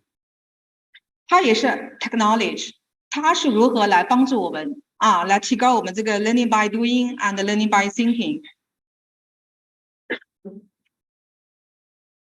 还是这张图 ，the same model, just in different presentation. Learning by interaction with content, other people, self, tasks. How GPT can be integrated? First, learning by interaction with content. GPT 可以帮助我们产生学习内容、学习材料。And interaction with teacher. GPT can become a virtual tutor, virtual teacher to support learning and teaching. And GPT can be a learning buddy. We need to learn by interaction with peers. Peers, a machine can be your learning buddy. 你的学习伙伴。And interaction with self. GPT can help you to do the self-evaluation, self-reflection. 你可以看到机器可以给你做一些评估，让你做一些自我的反省。Learning by interaction with tasks and practices, GPT can provide some guidance and support to help you to complete the complex tasks and practices. Give you some guidance, give you some reference solution, for the complex tasks. And for high order thinking, 我们通常是认为 GPT 它其实这是它的缺陷，它不能产生比较深度的in-depth understanding and critical thinking。但反过来，我们可以来利用 GPT 来 push 我们 into critical thinking. How do you say? We can debate with ChatGPT. We need to judge the accuracy of the response from machine. We can also discuss within group and interaction with the machine. Regarding the accuracy and our evaluation to the response from GPT. So that's a way to stimulate critical thinking with GPT. 这个是一个总结，大概我们的 GPT 如何来融入我们的教育，来帮助我们。来帮助我们做好这个 learning by doing, learning by interaction, and also learning by thinking. From different perspective. 这里面如果需要了解更多的详细的细节，我可以看我们的刚刚发表的这篇文章是发表在我们这个杂志 Knowledge Management and E-Learning。所以大家可以看到这个杂志题目也是我们不光是关注 E-Learning， 我们更多的是关注这个知识管理。待会儿后面我会强调这一点。Okay, so I have mentioned too much about the GPT, how GPT support us. Then what's the role of teacher? Shall we forget teacher? So here the question is, will AI replace teachers completely? Of course, I guess your answer is no. Not completely, but maybe in some extent, we can see some challenge. So here I want to discuss what's the difference or relation between machine intelligence and human intelligence。这里面其实人跟机器呀，我们的智能跟机器智能是一种什么关系？大家有没有听说过这个 IBM Project Debater 啊？这个智能系统啊，这个是前些年开发的。其实它是第一个人工智能系统，可以用来跟人类进行辩论的一个智能系统，是 IBM 开发的。甚至在2018年跟19年，他们做了一个公开的一个表演，公开的那个辩论表演。18年的表演中这个大家可以看到，机器人打败了人类的专家这个主题，这个辩论主题是我们应该增加远程医疗的使用。在2019年，人打败了机器。这个 topic 是我们应该资助学前教育这个其实网上有很多讨论。这里面给我们的启示就是，这里面人工智能跟机器智能还是在一定程度上是一种较量。但是怎么说，什么时候人可以赢，什么时候机器可以赢，其实这两个例子，这两个 topic 也是可以给我们一点点启发。相对这个资助学前教育来说，远程医疗使用这一方面的内容，怎么说呢？在这个辩论之前是由我们的人把这些相关的已有的知识定义好，然后储存在这个智慧系统里面，让机器来发挥这些知识，在它辩论的过程里面运用这些知识来跟人进行辩论。关于第一个主题远程医疗的使用，它的主题内容相对比较可以容易的清晰的定义。相对第二个主题学前教育，这里面 involve 很多how to say in-depth understanding, more abstract, difficult to be defined in the machine into the algorithm. I mean the second topic. First one is relatively more well structured. Just compare, not fully. So这个结果其实也给我们一些启发，究竟人的智能跟机器智能它的不同在哪里？大家可以看到，其实机器是如何工作的，它其实是按照人的指令，我们可以做一些定义，我们定义一些首先定义符号，然后是定义一些算法规则，然后机器根据这些算法规则来处理信息，然后按照人的指令来完成任务。这里面机器可以很好的完成人类给予的任务，只要你给它清晰的定义。但是另一方面我们要说的是，即便这个机器它很好的完成了你的任务，但其实它本身它不知道它自己在做什么，它只是知道你给它定义的规则，然后它根据这些规则来完成了任务。所以这里面我们可以看到，我们在机器里面可以定义这个 cat 跟 animal 的 relationship, semantic relationship.Yeah, we can define it. But what's the meaning of cat? Or what's the meaning of animal? The machine cannot take the meaning. They can take this kind of definition of the relationship. Yeah, so that's the difference between the machine intelligence and human intelligence. Yeah, 所以区分这个人工智慧跟机器智慧，这就在基本的一点就是这个理解力 meaning making. Yeah, is most important thing.所以我们说这个机器智能跟人类智能究竟是如何来较量的？在某些程度上 AI can beat human intelligence。 在哪些情况下呢？比如说大量数据的处理，大量数据的存储记忆跟搜索，肯定机器比你做得好人脑的处理量远远低于这个机器的能量。但是另一方面我们要知道，这个机器的智慧它是取决于人类的智慧，我们把我们的知识传递给机器，让机器来模拟我们的智慧，这就是我们的关系。所以机器它是根据人的指令来完成任务，它并不是基于它自己的理解来完成任务。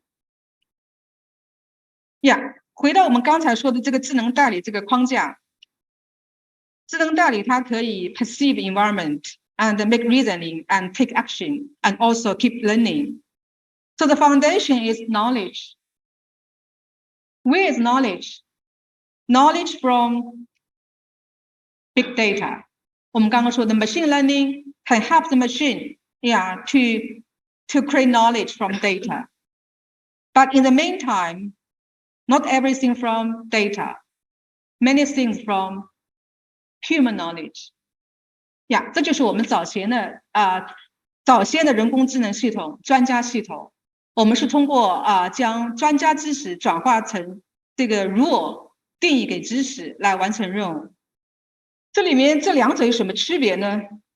其实我昨天跟于金雷同学其实在路上简单的有个聊天，说到这一点，就是说我们现在很关注这个大数据，比如说我们在教室里做了很多录像可能很多的录像数据、眼动数据，还有老师的动作他的表情他的姿势，大数据来分析这个课堂老师的表现。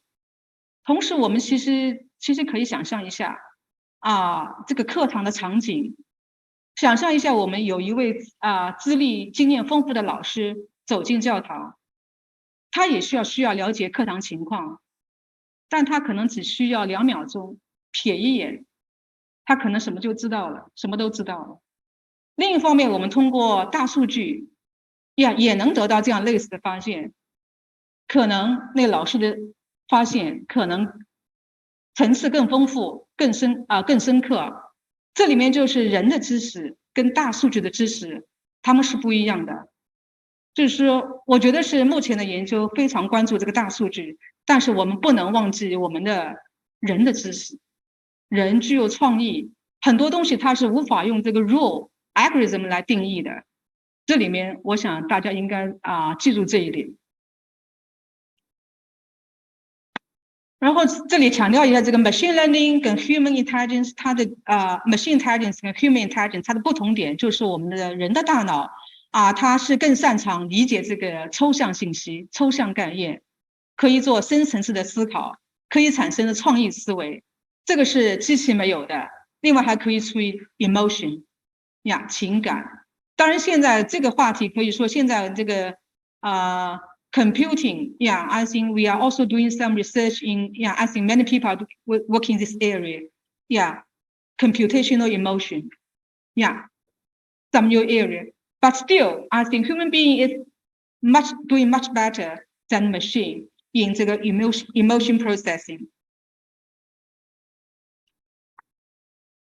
还是回到我们这个话题我们这个人工智能跟机器智能它其实是存在很大的不同。这里面老师，回到我们的教育领域，我们是关注我们的老师。在这个情况下，我们老师他是扮演一个什么角色？老师会被 AI 淘汰吗？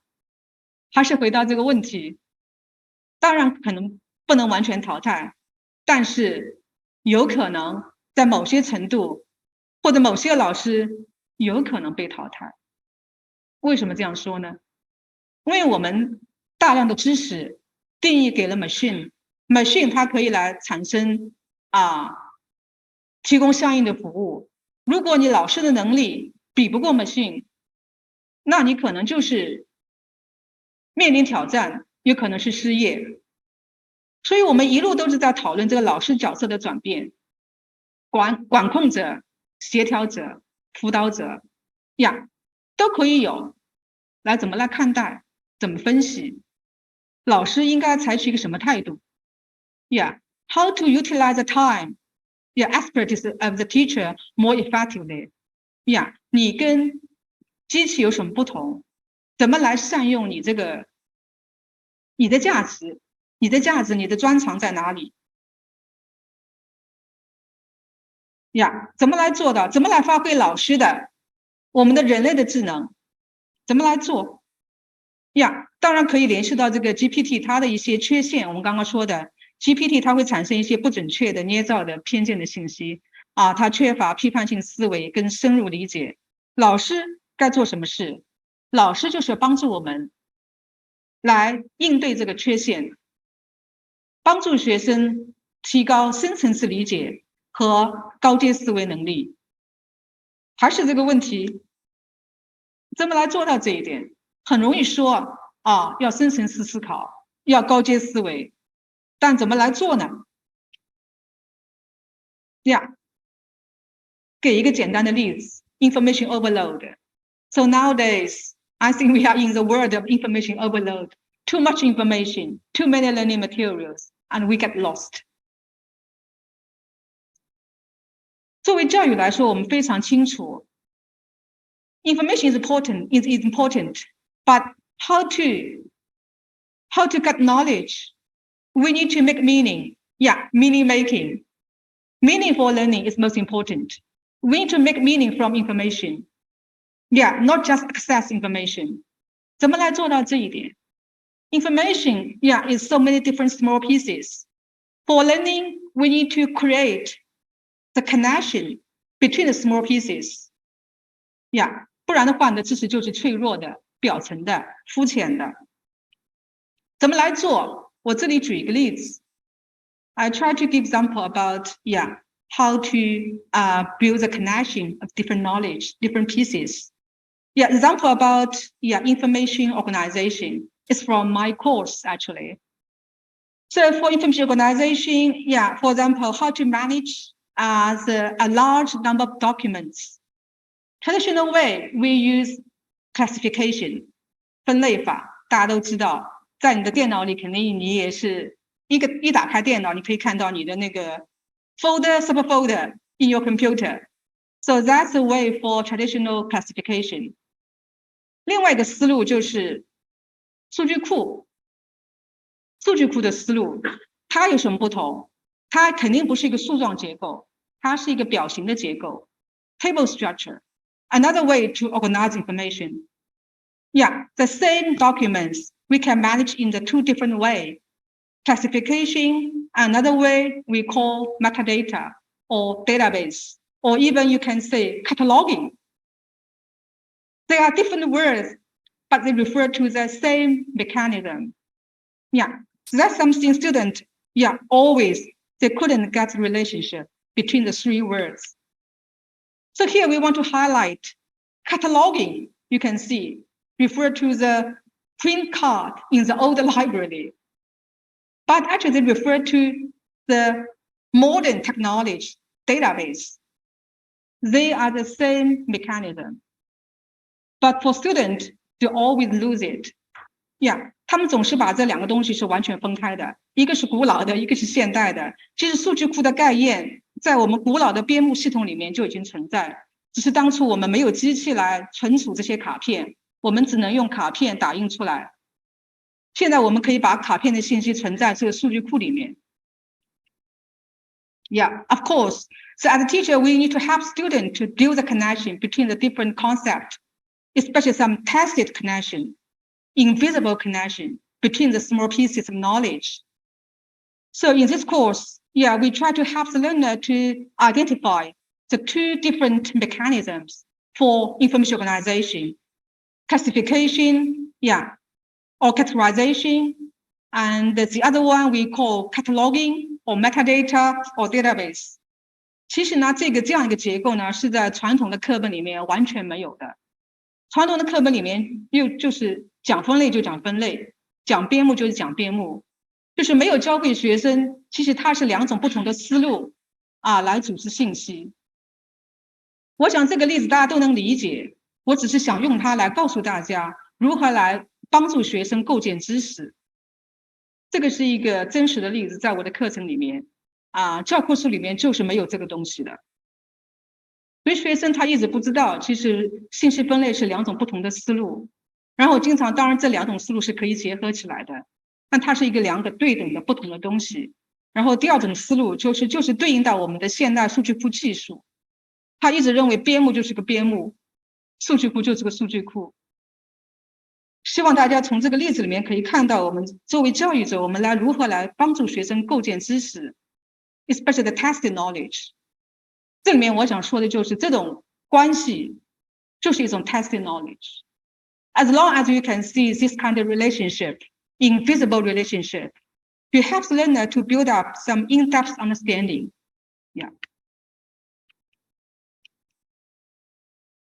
当然了，这个所谓的就是高阶思维能力，不仅仅是这个构建这个概念层面的关系，我们还需要帮助学生将知识 apply knowledge to problem solving， 自我强调的问题解决。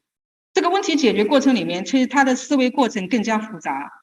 这里面当然我们今天没有时间说，我只是用一些我们之前的例子给大家展示一下。这个项目是关于在学习科学里面这个 inquiry learning 探究式学习，也是在个虚拟环境里面，虚拟生态系统，学生来分析，他跟这个虚拟环境做交互，来分析为什么这个池塘里面的鱼会突然的大量死亡。就这样一个探究任务，当然这个环境里面会提供一些信息，学生可以跟环境做交互，获取更多的信息跟数据。但这里面更复杂的，它是一个思考过程，如何来解释这里面的鱼为什么会突然大量死亡？这里面就是涉及了复杂的推理过程和分析过程。当然，这个其实是一个中学课程的一部分，一个里面的一个主题，是我们跟哈佛大学的一个合作项目。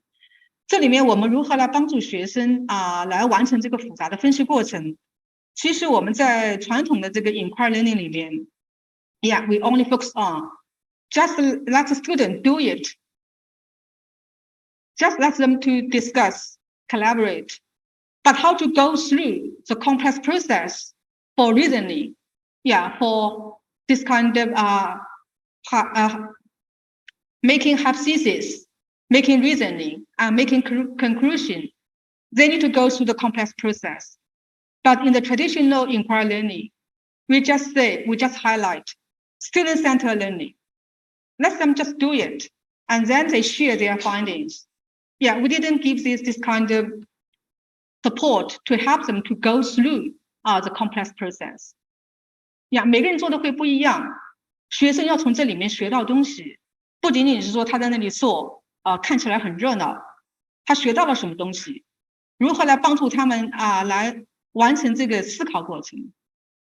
这里面就是我们通过这种视觉化的思维方式，帮学生来抓住这个分析问题的，如何来完成这个问题的分析。问题分析的时候还要联系相关的领域知识，同时要完成这个推理过程。这里面我们分了3大块，一个是问题的信息，一个是领域知识，我们用 concept map， 另外就是完成这个假设的建立，假设的论证，然后是完成这个结论的提出，如何来完成？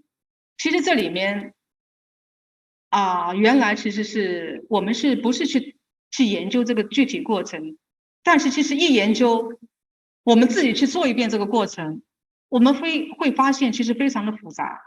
比如说这个建立假设，这个当然是哈佛大学他们提出来的这个例子，但是我们发现他们其实在运用到课堂里面的时候，就是学生做起来的效果就是其实是很不稳定的，就完成这个推理假设的过程其实就很复杂。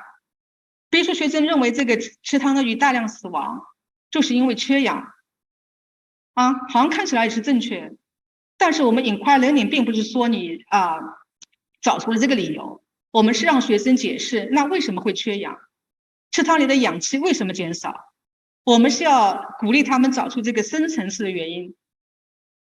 root cause, not just superficial cause to explain why so many fish died. 所以这里面就是建立假设，它可以有不同层面。第一层面就是缺氧，第二层面为什么缺氧，然后下面还有更深层次的。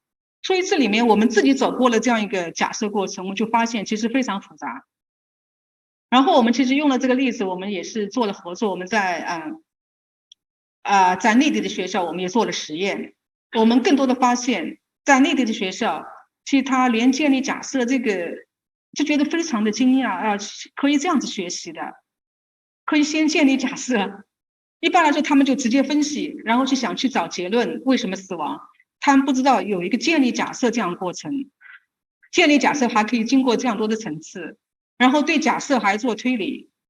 然后我们给他们的那个任务的要求是这样子的，没有固定答案，就是只要你的答案 make sense, then you make the correct solution.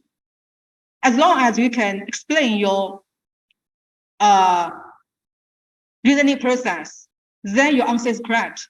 we don't have the fixed answer. Students feel very surprised. 他们从来没听说还可以有这样的学习任务，什么答案都可以，只要你 make sense。这也是一种思考层面的一种改变。当然，这个思考层面如何来完成，其实这里面还是比较复杂。作为教育者，我们就要提供类似这样我们这个研究里面提出来的一种可视化的思维方式。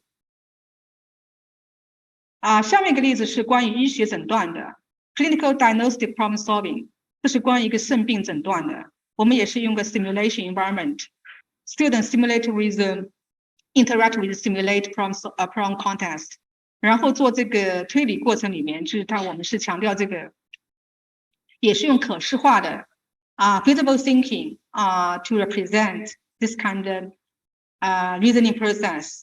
当然，这个过程怎么来完成？大家都知道你需要去做推理分析，但是怎么来完成？这个我们是强调把关键要素抓取出来，然后把这个关键要素的过程，把这个推理过程可视化的展示出来。所以这里面我们需要把这种类似这种方法策略教给学生，抓到关键要素。Because in inquiry learning, in problem solving, there are so many different components, so much information, so many data. So we need to help the learner to capture the core elements. Otherwise, they get lost or information overload. We can just say cognitive overload. How to help them to capture the core elements, and how to visualize the process of the reasoning and the decision making. 这个是我们这个项目的一个重点。当然，这个里面不仅仅是问题解决，我们还涉及这个 knowledge construction, knowledge building, how to help the learner to update knowledge through problem solving. 这也要把这个过程可视化出来，来完成这样一个知识构建的过程。另外一个例子也是跟医学相关，是一个青光眼的诊断。这里面我们提出来的这个特点，或者是我们的关注的重点。In addition to visualize the complex process, we also try to provide some support to the learners. So how to provide support? We try to capture the learner process and compare to the expert process. And then we give them feedback regarding the difference or gap between the novice process and expert process. Help them to improve based on this kind of reflection. 这个是我们这个项目的不同关注的要点。And the final one is about the creative thinking. Creative thinking actually, I think now become more and more important. How to help the learner to improve creativity become more important nowadays. So creative thinking also involves complex process. So in our project, we try to help the learner to visualize the thinking process.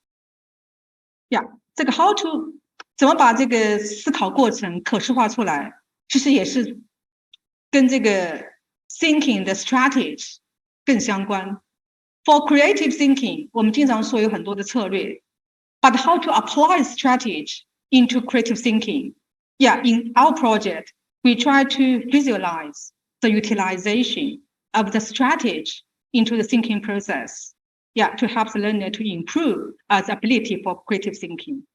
这也是我们强调的可视化 visible thinking, tacit knowledge. Makes them to be accessible to learners. Otherwise, we just promote. You should be creative, but how? We also tell you, you need to apply this kind of strategy, but how to apply strategy? That's something also tacit knowledge, to the learners. Here, creative thinking, I try to emphasize. Nowadays, we always, I think, promote creative thinking. So what's the key difference? I think in traditional education, we always say convergent thinking.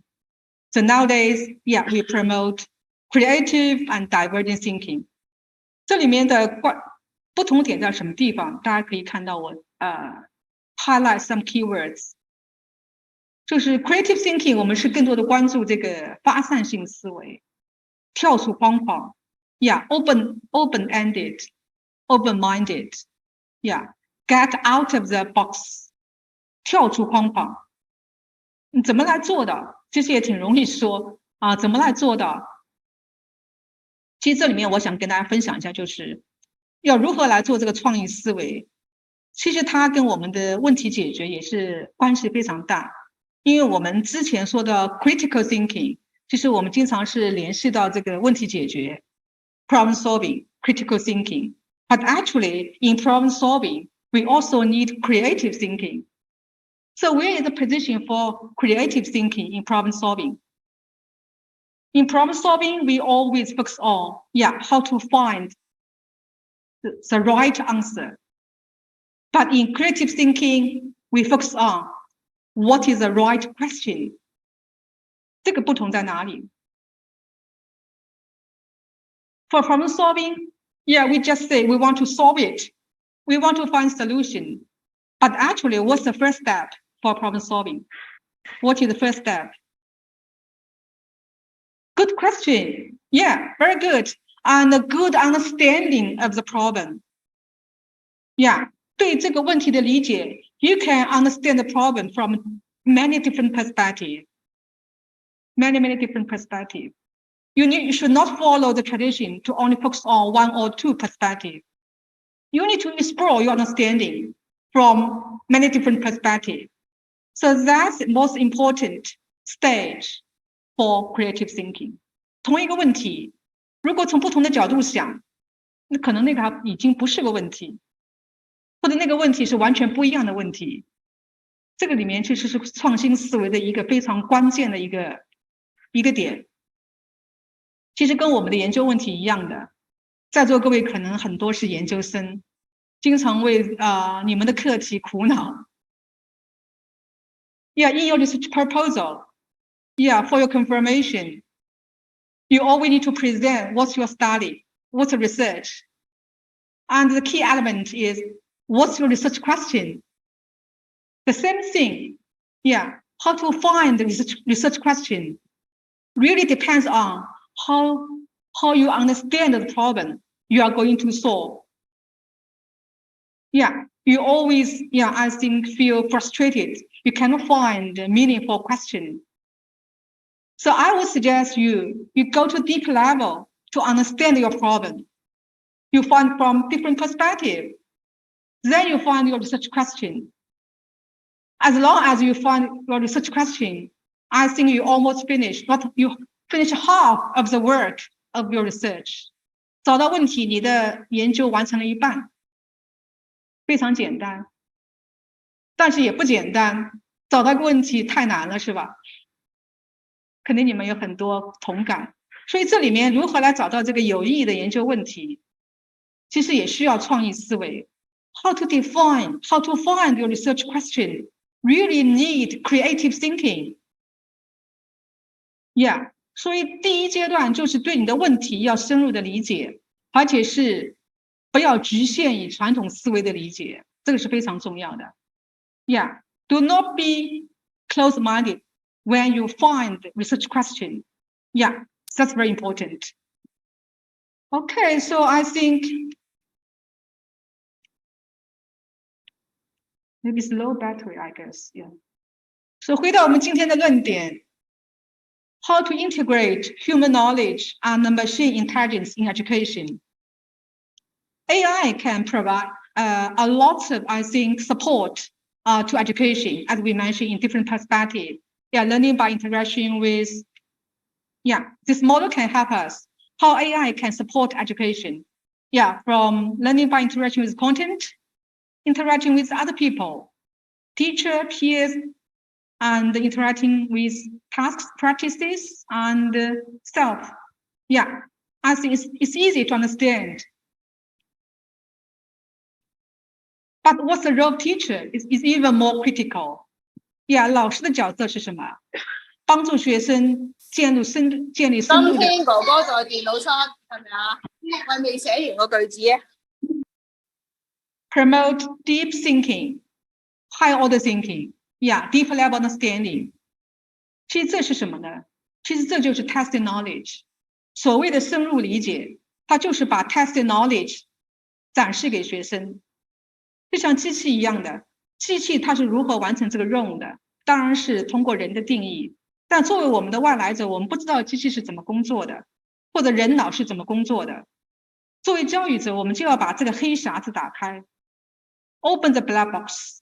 Yeah, there's so much tacit knowledge in the black box. Yeah, we can refer to the tacit knowledge and explicit knowledge. 显性知识 very small part, and large part is tacit knowledge.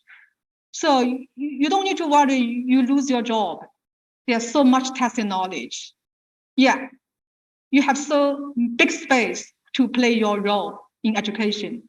For example, help the learner to capture the problem-solving strategy, decision-making rules, creative thinking strategy, and so on.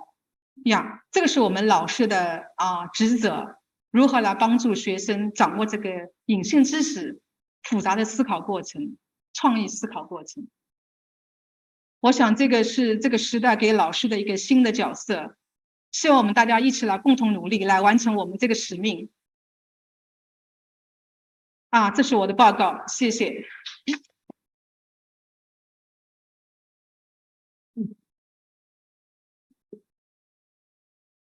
好啊，谢谢王敏红教授非常精彩的报告如何把我们新一代的人工智能技术融入教育通过知识以及相关的这种数据的方式能够更好的结合，实际上是我们现在非常重要的一个话题整个报告过程当中，其实我也在思考，所以我都差点忘记自己是这一场的主持人了。对王教授的这个报告。我们大家可以抓紧机会向王教授提问，好吧？现场我们哪些同学和老师有问题？好，有麦。